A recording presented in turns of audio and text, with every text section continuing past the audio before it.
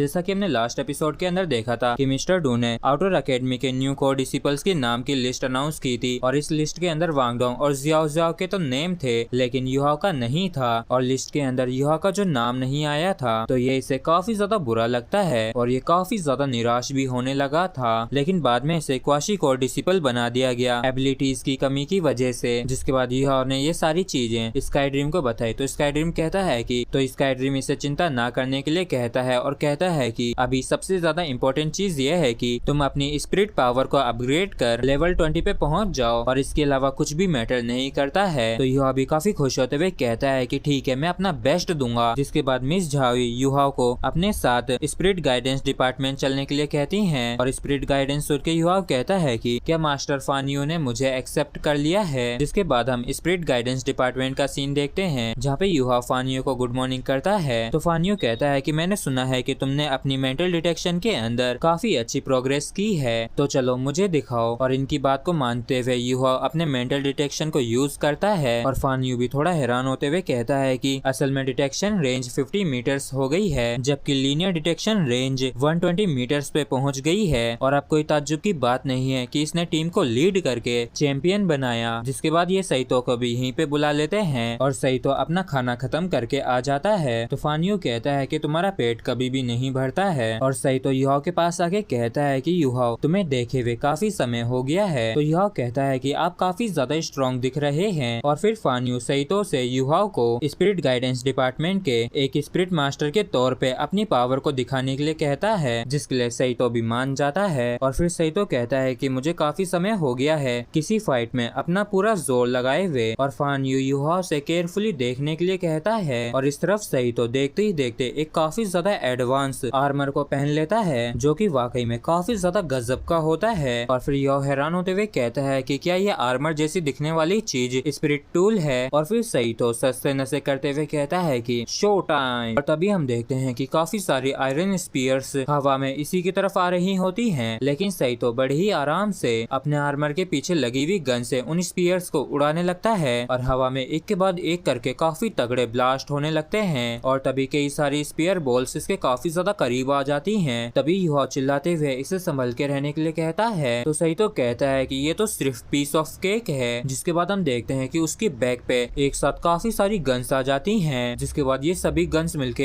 एक साथ काफी ज्यादा पावरफुल अटैक करती हैं और ये अटैक वाकई में काफी ज्यादा खतरनाक होता है। और इस अटैक को देख के युहाओ के भी तगड़े वाले होश उड़ जाते हैं और ये कहता है कि ये आयरन बॉल्स तो सिर्फ एक ही झटके में वेपराइज हो गई और ये कितना ज्यादा डिस्ट्रक्टिव है और किसी और 3 रिंग स्पिरिट एल्डर की तुलना इनके साथ नहीं की जा सकती है। और फिर फानियो कहता है कि युहाओ तो तुम्हें क्या लगता है। और युहाओ हैरानी के साथ कहता है कि वो ऑसम है। और फिर फानियो बताता है कि स्पिरिट टूल स्पिरिट पावर के द्वारा संचालित किए जाते हैं और ये स्पिरिट टूल की पूरी पावर को शो नहीं कर सकते हैं। और स्पिरिट गाइडेंस डिपार्टमेंट के जो 7 या फिर 7 से कम वाले स्पिरिट मास्टर्स होते हैं ये बैटल स्पिरिट डिपार्टमेंट के स्पिरिट मास्टर से ज्यादा ताकतवर होते हैं। लेकिन जैसे 7 रिंग से ज्यादा की बात की जाए तो एकदम इसका उल्टा होता है। और मेरी रिसर्च का जो मोस्ट इम्पोर्टेंट ऑब्जेक्टिव है वो स्पिरिट गाइडेंस डिपार्टमेंट का एक टॉप स्पिरिट मास्टर को कल्टीवेट करवाने का है। और अभी मेरी एज 46 की है, तभी मेरे पास सिर्फ एक ही डिसिपल है जिसका नाम सईतो है। तो युहाओ क्या तुम मेरे सेकंड डिसिपल बनना चाहोगे। और इस बात को सुनते ही युहाओ अपने घुटनों के बल आ जाता है और इन्हें झुक के रिक्वेस्ट करते हुए कहता है कि मास्टर फानियो प्लीज आप मुझे अपना डिसिपल बनने दें। और फानियो भी इसे एक्सेप्ट करते हुए कहता है कि बढ़िया, और अब से मैं तुम्हें और सईतो को कल्टीवेट करवाने में अपना बेस्ट दूंगा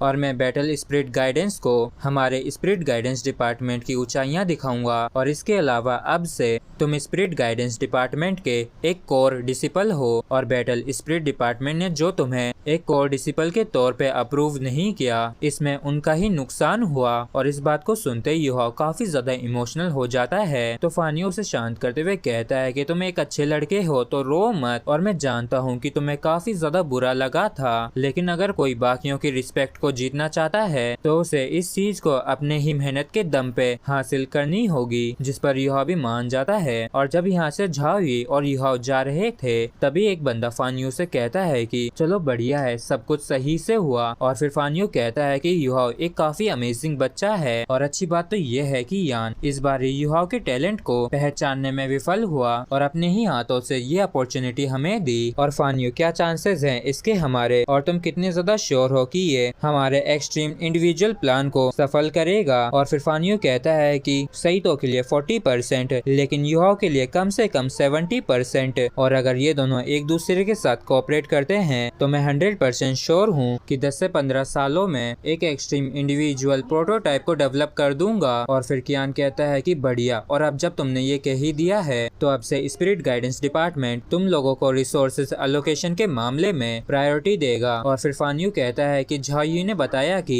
इस बच्चे ने जब से एडमिशन लिया है तब से काफी ज्यादा मेहनत कर रहा है और सिर्फ 3 महीनों में इसने अपनी स्पिरिट पावर 4 लेवल्स बढ़ा ली है। और मैंने पहले ही झायू को इस इंफॉर्मेशन को अपने तक ही सीमित रखने के लिए कह दिया था। और इस चीज को सुन के कियान भी काफी खुश होते हुए कहता है कि बहुत बढ़िया, और मैं दावे के साथ कह सकता हूँ कि बैटल स्पिरिट डिपार्टमेंट को इस चीज का काफी ज्यादा पछतावा होने वाला है। और स्कूल के अंदर तुम्हारी झाई एक ओल्ड लेडी होने का दिखावा क्यों कर रही है। और फिर फांगियो कहता है कि उसने कहा कि वो इस तरीके से ज्यादा अथॉरिटेटिव दिखती है। और इसी के साथ फ्रेंड्स एपिसोड भी हमारा यहीं पे खत्म होता है। अगर आप लोगों को वीडियो अच्छा लगा हो तो प्लीज चैनल को सब्सक्राइब और वीडियो को लाइक करना ना भूलें। Thank you.